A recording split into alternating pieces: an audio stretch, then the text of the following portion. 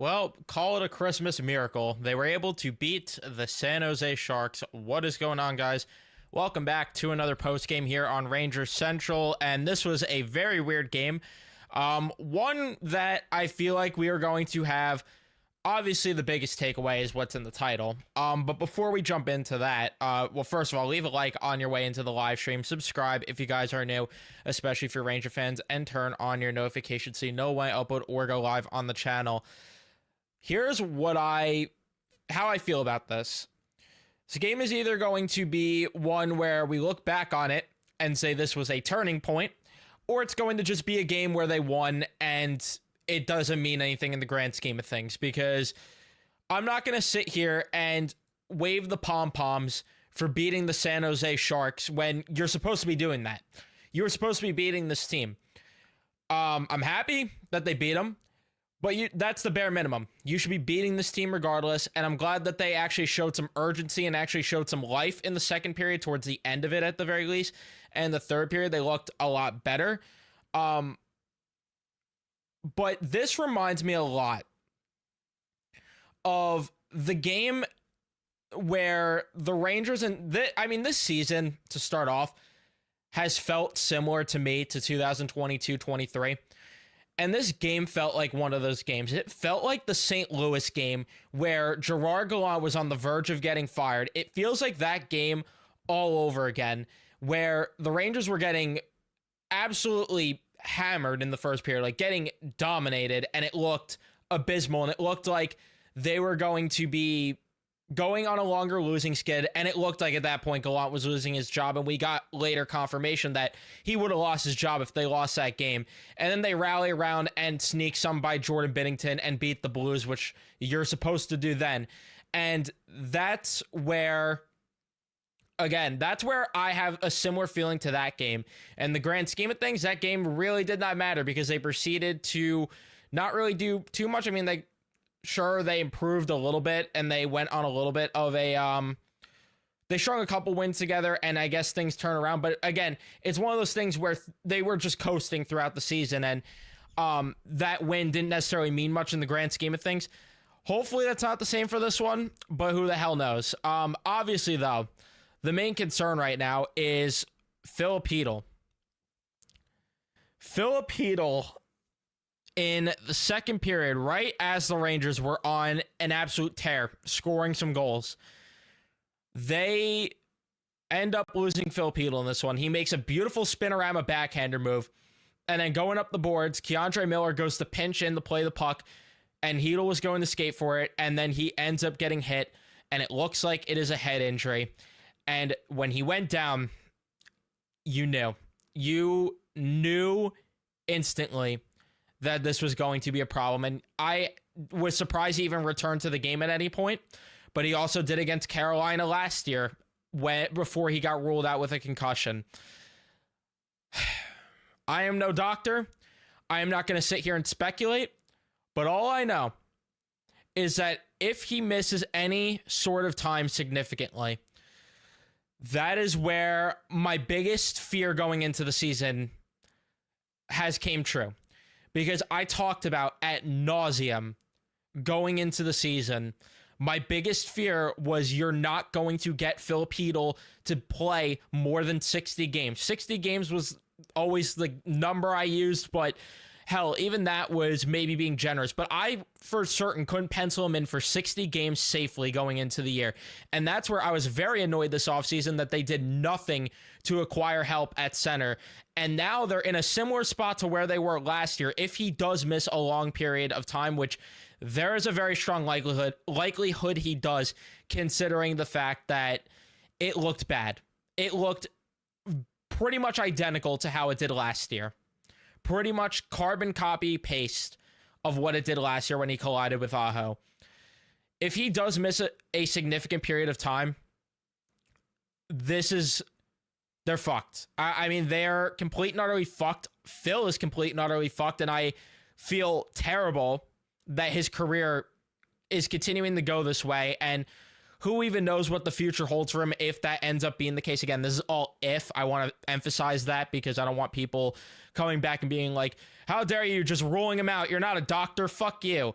This is all in the hypothetical scenario of if, because again, it did look pretty bad, but if he is to miss a significant period of time, the Rangers cannot waste time, and they need to put him on LTIR pronto and make a move. And that's not even hyperbole, not exaggeration. They cannot crawl to the deadline like they did last year. And I hope that's not the case. And I hope that I can look back at this and say, well, I didn't even have to worry. But all I know is that I am worried in the moment, and I hope everything's okay with him. But this was my biggest fear going into the season, where you have no depth if this scenario came about. And now the scenario might be presenting itself here. But I digress.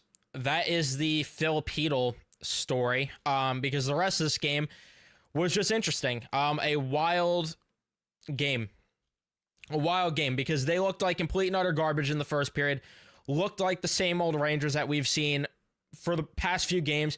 Felt like one of those games they were going to lose yet again. And honestly, if the Sharks pounced on them more in that first period like they could have, then the Rangers maybe don't rally and come back. But second period, they start off abysmal yet again. And it looked like it was going to be one of those nights where they were going to lose to a terrible team. And we were going to sit here questioning a lot about this team. But out of nowhere, they flip a switch on at the end of the second period, go on a burst to score some goals, which the Sharks opened the scoring very early because this team has a knack for getting off the slow starts. You had Liljegren fire the puck, and it went off of Jimmy Vesey's stick, and then it ended up in the back of their net. But again, urgency towards the end of that. Blackwood, terrible turnover, and then they end up putting some pressure on. Fox puts it on goal. Mika with a tap in, 1-1. Let's see what that does for Mika Zibanejad. I'm not sure what it will do. Again, I'm not going to sit here and be ready to do cartwheels and backflips and say this is the turning point, because I've tried that in the past. I tried that last year and it didn't matter. And then the Rangers ended up making it. That's when the Chytil injury happened. And then they made it 2-1 as they finally had some urgency. A great play by Carrick to bring it up the ice. A missed pass by Vesey, but he ends up jumping into the slot to bury that one to make it 2-1. So scoring on some broken plays there. Then they got another goal as the Rangers were flying in transition. Smith with a beautiful move. Doesn't connect the pass, but they continue the pressure. Fox with a shot on goal, and it ends up in the back of the net, but they don't count it because Trocheck grabbed the stick of Mackenzie Blackwood. Pause. And then it ended up being 3-1, though, officially, as this was probably the most beautiful goal they've scored in a very long time, and this is the type of offense I want to see from them. Beautiful play in transition. Beautiful play. You had Trouba going back, giving it over to Lindgren, up to Lafreniere, and then gives it to Panarin. He slows it down. Trocheck ends up catching the defenseman puck watching, gets behind them, and Panarin finds them to make it 3-1. And then in the third period, towards the end, the Sharks got a power play with the net empty. They kept on firing it on goal. And for some reason, Lindgren and Smith and Trouba all decide to go behind the net, leaving the net front wide open. And you could guess where that went as a puck went off of Trouba's skate.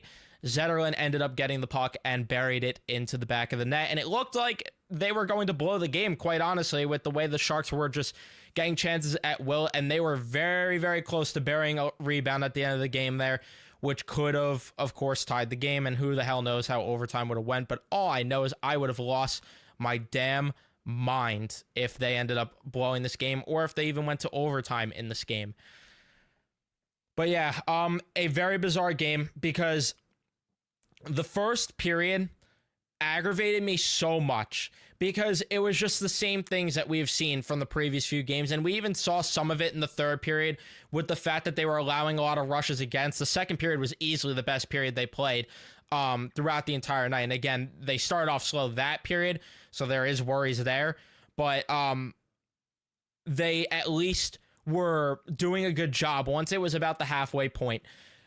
In transition, they were doing a better job in terms of playing in their D zone and moving the puck up the ice, creating opportunities off the rush, creating rebound opportunities, which is something this team I've complained about not doing in years prior. And they were doing that to start the third, and then again, it fizzled out. So that's where there are worries. But I really did like the way they played the end of that second period. I really like that, but again, you should be doing that against the Sharks regardless. But the first period was just so ugly. Again, not moving the puck up the ice. The Sharks were out forechecking them for a lot of the game, which worries the hell out of me. And they were clogging the neutral zone. And for some reason, the Rangers were doing two things that I don't understand why you're doing. One, forcing the home run passes out of your own zone makes zero sense. And then there were times where they were getting sustained offense because a lot of their offense early in the game was one and done. But when they did get sustained offense, they were just firing pucks from the point that were just getting blocked regardless. So where are you going with that? But then they ended up capitalizing on said rush opportunities in the second period, which, again, you should be doing on a team like the Sharks. You should be exposing this type of team. We'll see where this carries over in games down the road. Am I entirely optimistic that is going to carry over entirely? I'm not going to sugarcoat it. I'm not going to lie to you. No. If it does, great. I would be glad to look back on this and say this was a turning point. But based on what we've seen from this team all season long, where they beat Detroit and then they lay an egg against the Winnipeg Jets, based on previous games just in general, and from the past few seasons, I'm not going to get my hopes up entirely of that. But if it were to be that way, then great. But for now, I'm just looking at it as you beat a team that you were supposed to beat. And that's the bottom line. That's what matters. And I do love a couple things that I do think will help down the road. I think reuniting Lafreniere, Trocheck, and Panarin is going to help down the road because it made no sense to even break them up just to get Mika Zibanejad going in the first place. But that line being together, of course, thrived. They got better play from Kreider, Zibanejad, and Smith tonight. Still wasn't entirely where you'd like it to be, but they got better play. But again, last year they did the same thing where they sprinkled in a couple of games when they had Blake Wheeler on that line, which I want to throw up saying that.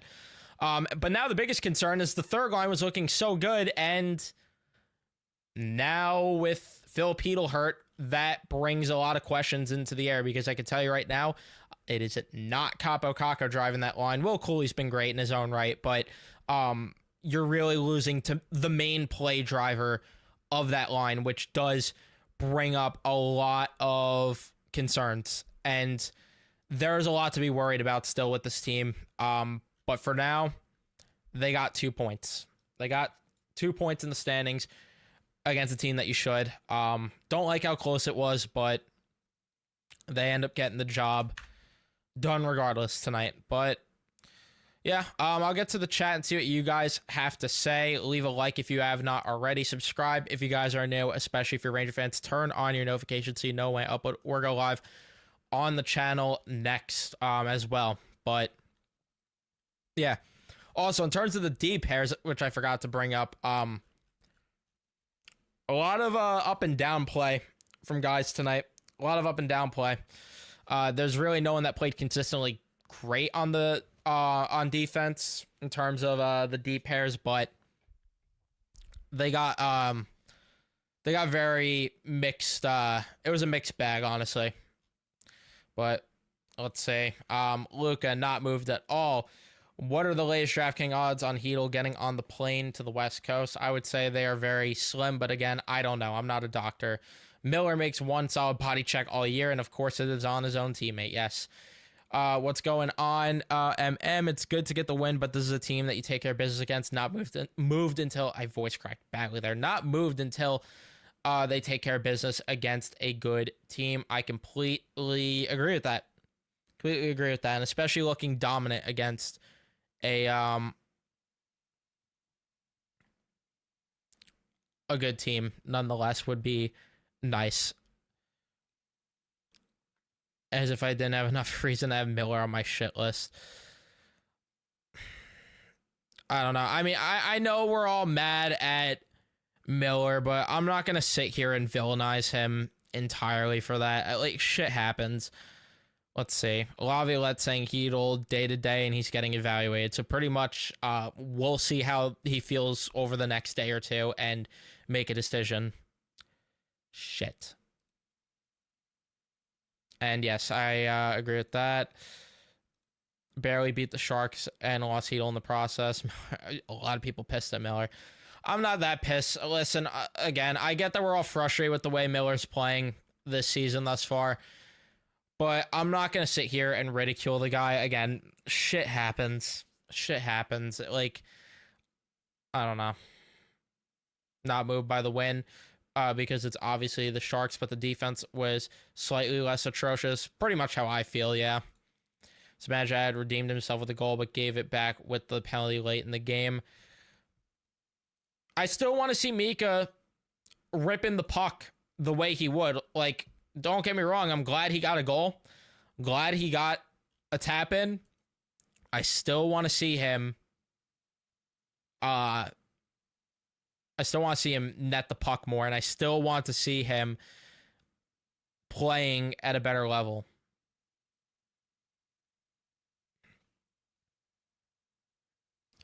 By the way, how about Barclay Goodrow, by the way, who had like 3 or 4 quality opportunities and he couldn't bury one. The guy came into tonight thinking he was going to have his villain arc and hang his nuts, which was hilarious. Main concern is Chytil. If it's indeed another concussion, does Chytil sit down with Rangers management, doctors, and families? He's going to have to. I mean, that's ultimately his decision. I can't sit here and say it's going to happen or anything because that's ultimately his decision, but I would assume so.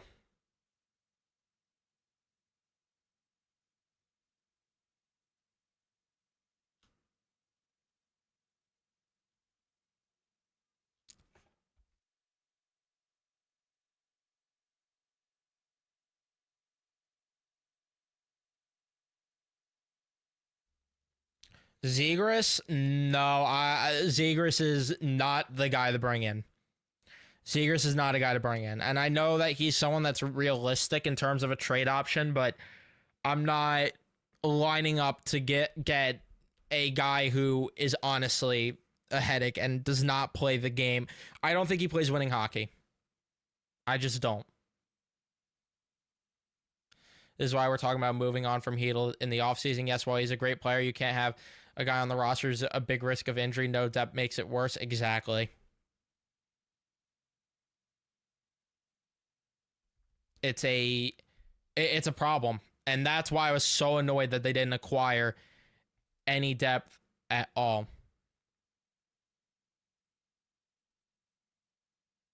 During the offseason for centers.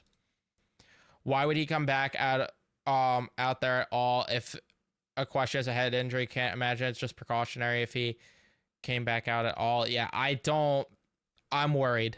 I mean, we saw this last year against Carolina. I'm worried.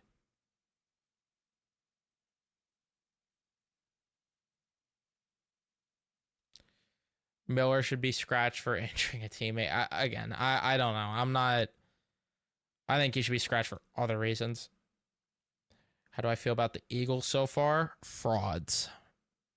Has anyone ever said I look like Trocheck? Yes, I've been told many different players, obviously, as I've had different hairstyles and different looks throughout my my life. I've got Trocheck as a comp. I've got Zibanejad before. D'Angelo's one that I get a lot. Vitrano's one that I've got. I've got who else? I'm forgetting someone in here. Forgetting someone.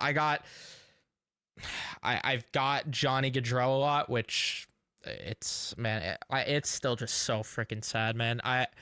But I've got Johnny Gaudreau as a comp a lot, and I've got I think that's the list.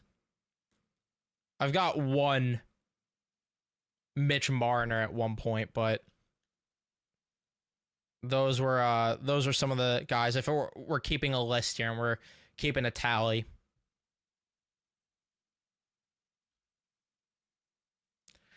Goudreau not scoring on that shorthanded breakaway. Thank God. Yeah, I was not.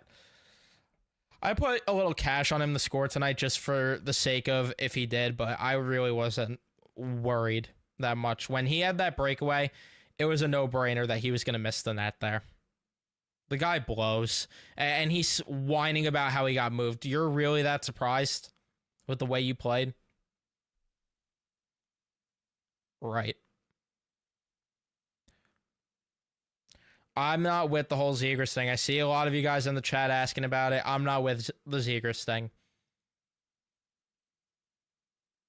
Why is the Rangers hockey IQ the worst in the league? Or is it just laziness, not caring because of no accountability? I think it's that. When you have former players like Barclay Goodrow who wore a letter thinking that their play was good enough, despite everybody seeing otherwise, and you got questioned why management moved you, that just shows me that you are too complacent. And then obviously there's Trouba, who's a different story, and don't get me started on that. But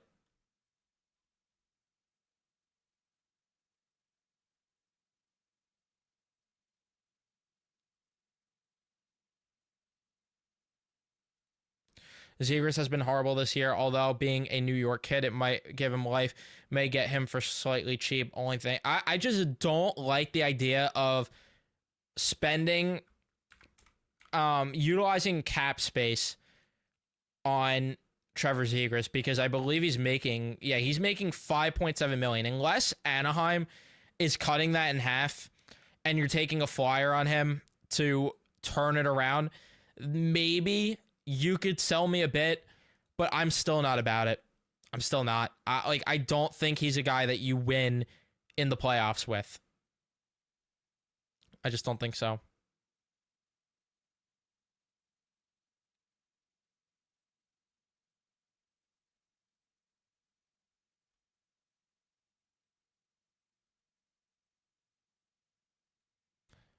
Take the win, but I'm still not confident. I feel like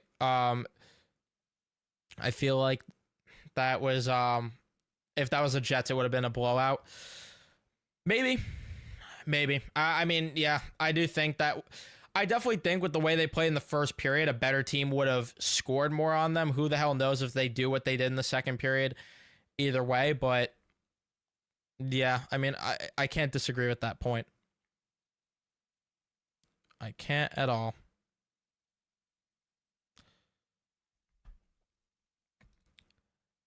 I don't know though. We saw this last year against Carolina. He went out there after he got hit in the head, and then we never saw him again until the playoffs.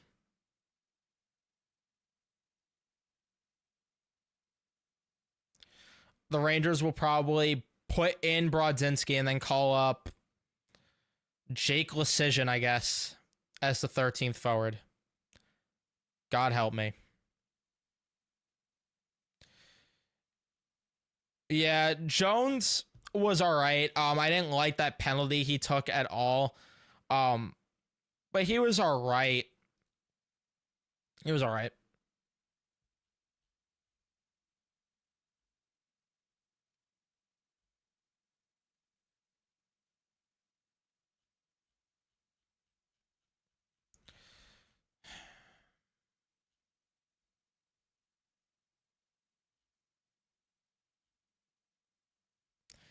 Zegras and Vetrano deal. I'm not about it. I'm not about the Vetrano reunion either.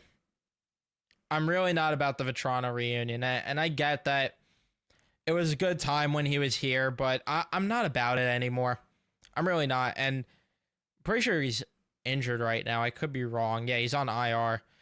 I'm not about the Vetrano thing anymore. I'm really not about a reunion there. I think if you're acquiring more from Anaheim, I think the guy to get, if you're looking to get two players in a package with Anaheim, or I guess with Zegras, even though again I really am not for it.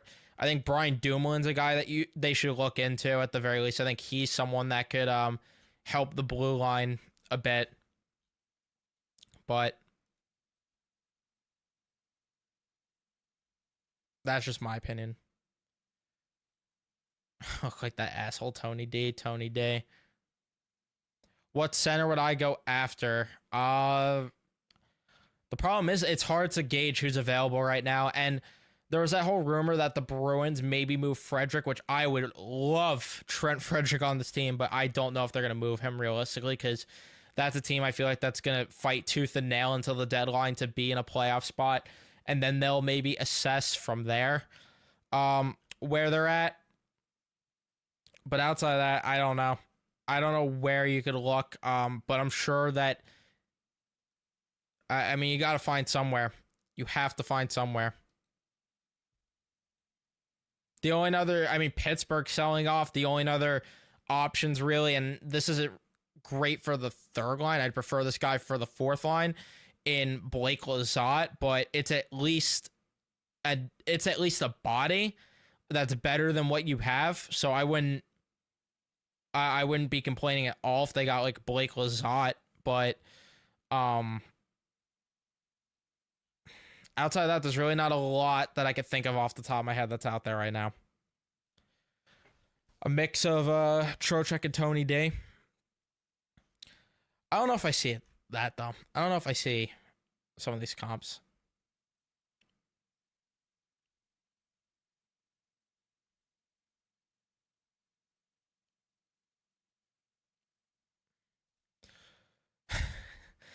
I'll be honest, outside of the Rangers, shit's been hitting the fan with me regardless, but I'm not going to get into any of that, but yeah,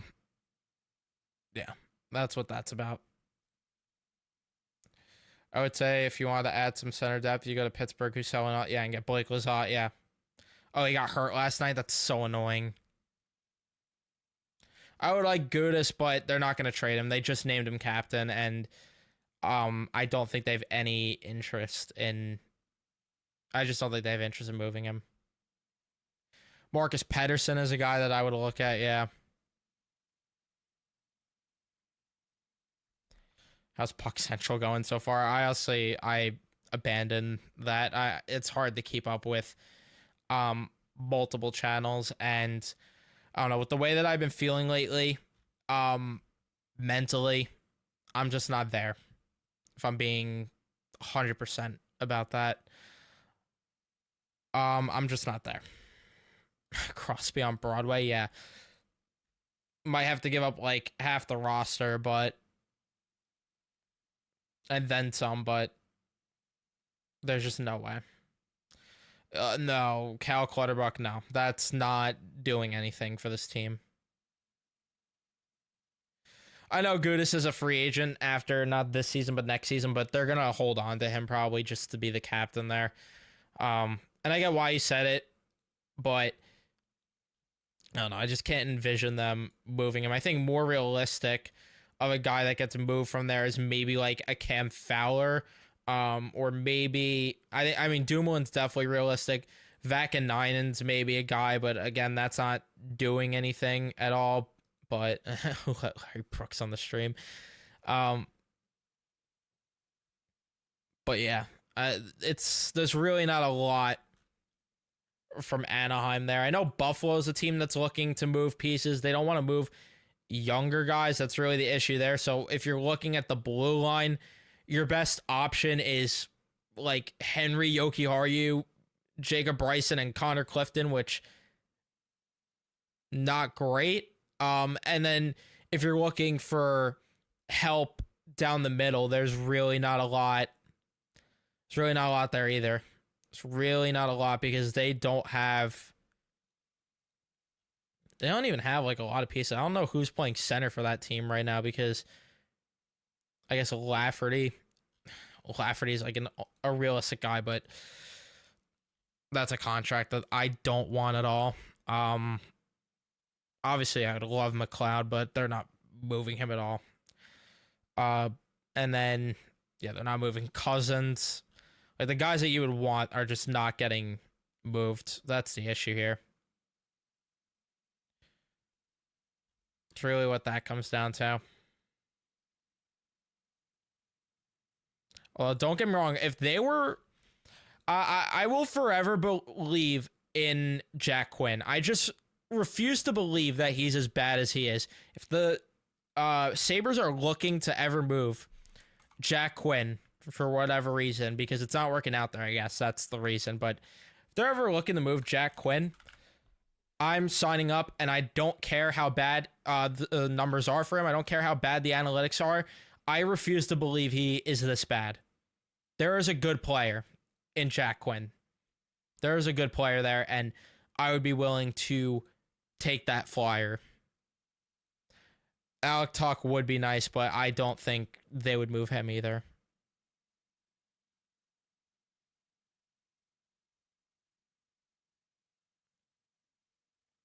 Rangers need to get my brother back, and yes, this is actually his brother. There's no way it's actually Frank Vetrano's brother. That'd be hilarious, though.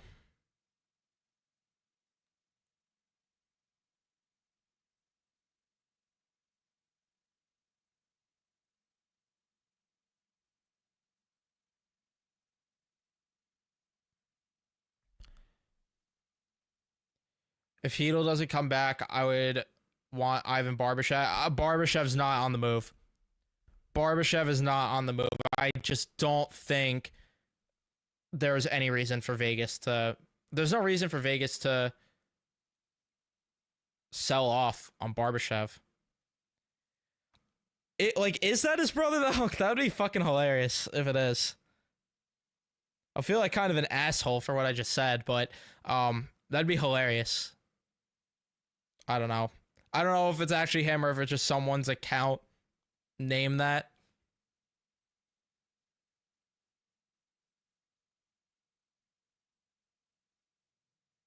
Posing as him, although it'd be a little...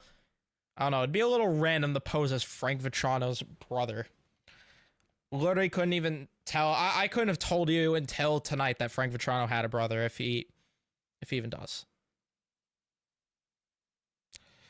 Ms. Vetrano. Yeah, I mean, I know I said that I'm not like, I don't know. I just think that with where this team is at right now, they need a center. They need a center. That's really what it comes down to more. I would love Peterka, but there is not a chicken shit's chance Buffalo's moving him. It is actually me. You can look up his brother's name. There's just no way.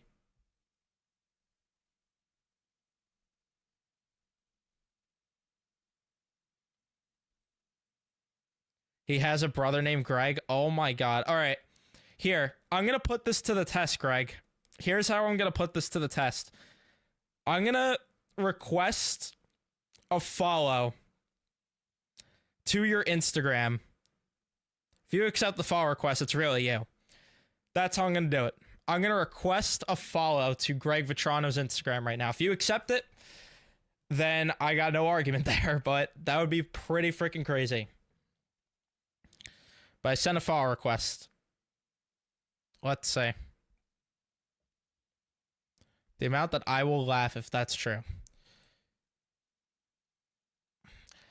I mean, yeah, I found the Instagram, but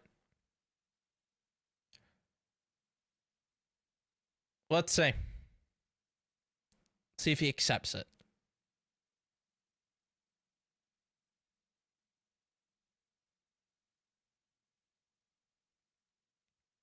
I'll give it time.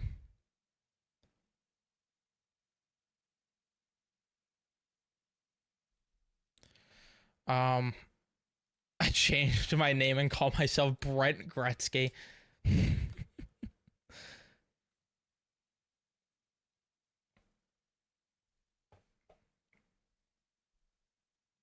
don't know. It would be a little... I don't know what would be more random, though. Someone posing as Frank Vetrano's brother or Frank Vetrano's brother watching a Ranger Central post-game stream. I don't know what would confuse me more. Still hasn't... That follow request is still there. Follow request is still there. So I don't know. Just don't know. I think I caught you, man. I think I caught you. I caught him. I caught him. I caught him on that one.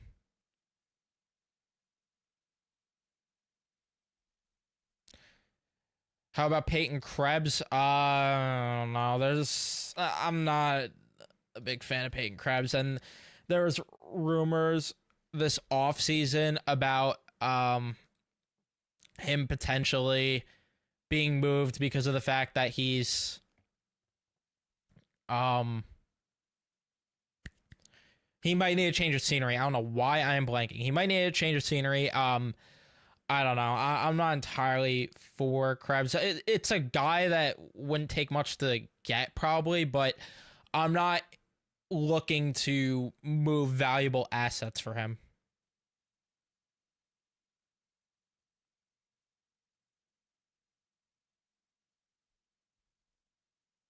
Why would that? But that's the thing. Like, what's more confusing?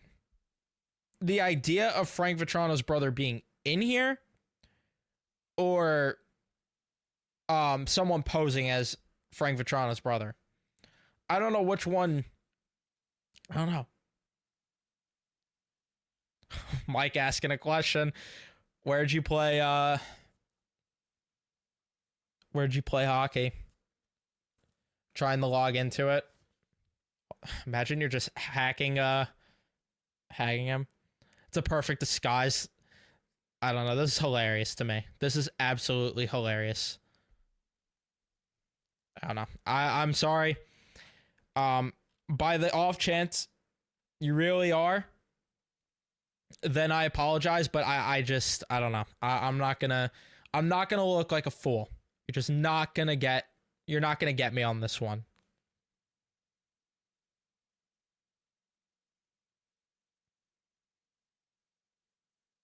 He's your brother, tell him to get traded here then.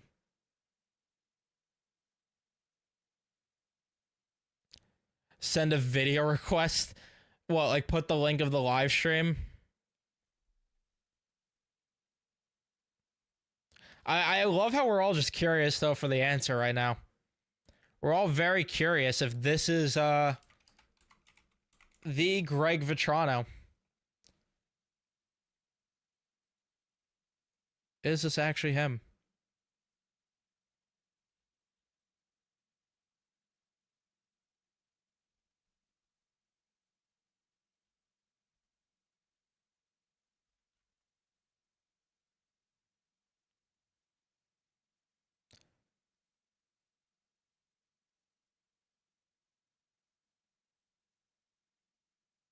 Let's see. The live stream, yeah. No one's buying the story right now. He just had a second child in California. I didn't even know that that's why he hasn't been playing lately. If that's the case, I have not been paying attention at all to that, but isn't dying to move across the country, but really liked his time as a Ranger. That I believe, because I know that he really wanted to be back. I mean, he's been vocal about that a lot.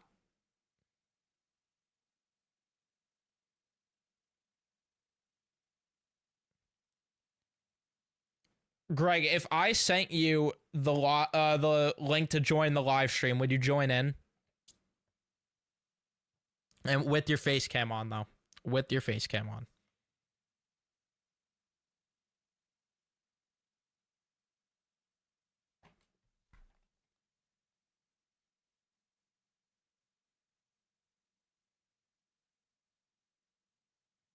Get Letang from Pittsburgh. I don't think that they're not going to move Letang. Like, I think they're going to sell off smaller pieces first. Like, I don't envision them doing a giant fire sale for a bit. Like, that's more of an off-season move.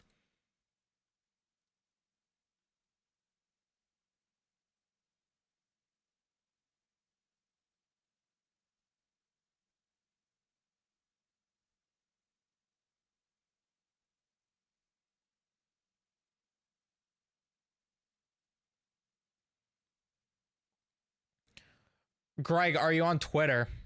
Do you use Twitter?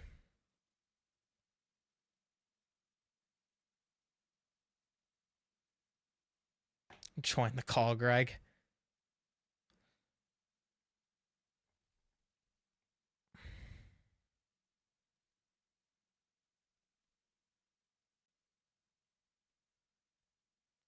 Another frustrating win. Yeah. GM said that everyone will be available except Crosby. I feel like they're Letang's someone that's not going to be moved though until the off season. I don't think so.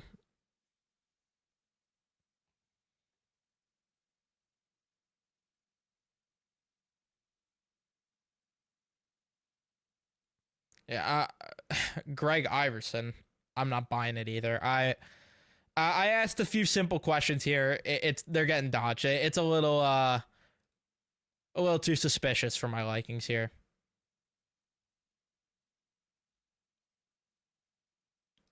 Yanni Gord would be a good get. That is very true. I would really like Yanni Gord. I've been begging for him for years now. My question was, do you sorry. My question was, do you have Twitter installed? Or are you able to log in?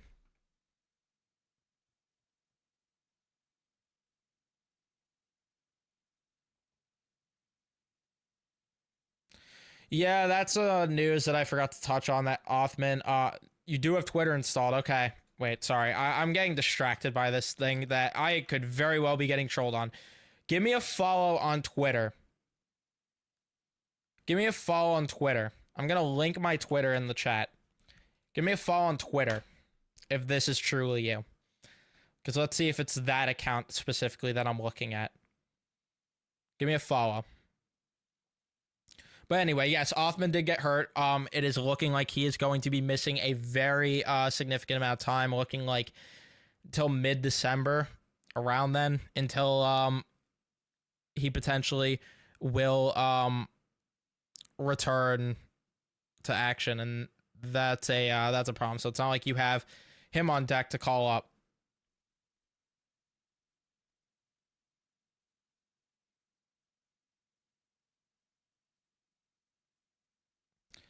Although I don't know how he's been performing anyway, but yeah, either way.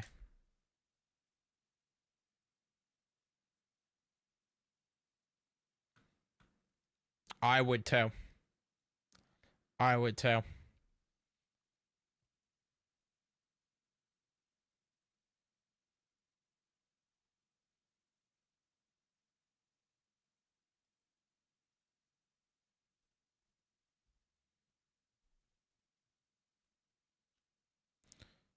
Yeah, Tuck is from the area. You just sent me a DM. All right, let's say. I don't see any DMs. I don't see anything. I'll admit, if this is a troll, you're doing a pretty good job. I'll give credit where it's due if this is somehow a troll. But I don't see a DM. If you're talking about on Twitter, just don't see it. I mean, I don't on Instagram either, but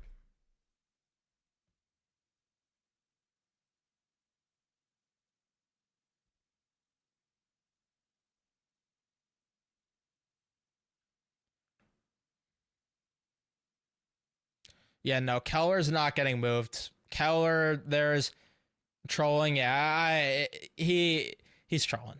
He's trolling. It is what it is. It is what it is. But yeah, they're not moving Keller. They just named him the captain, similar to Gudis. There's no way.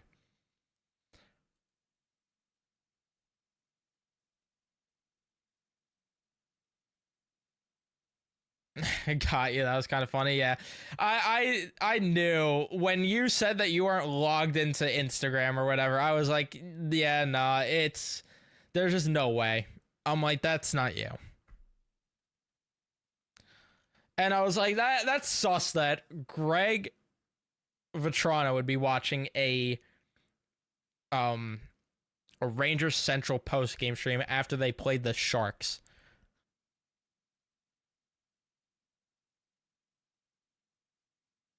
I gotta give it to you. Whoever is posing as Greg, I gotta give it to you. That was funny. That was pretty funny.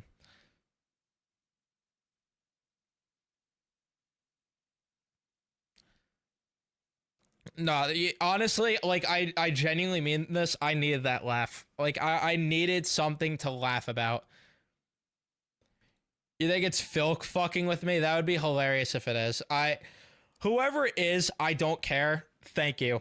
Thank you for giving me something to laugh at tonight because I just am like I said, I've been down the dump so much lately. I'm not sugarcoating it. I needed that. I need something to laugh at, and that was hilarious to me.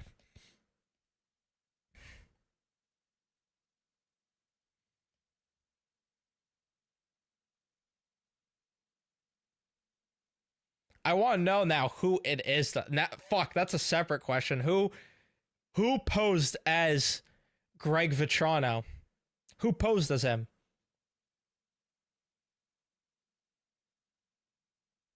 Reveal yourself. Is it someone that's a common that's a constant viewer?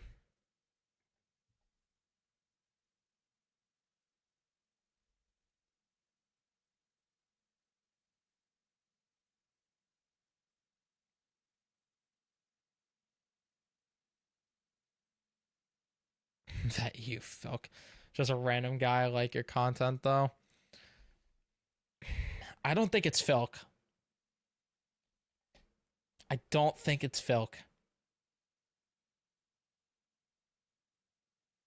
No, it's definitely. That's what I can't buy. It's definitely somebody. I don't know. Could it be Filk? Could it be? I don't know. Maybe it is. I don't think it's Filk. See, I don't like that. I don't like that at all.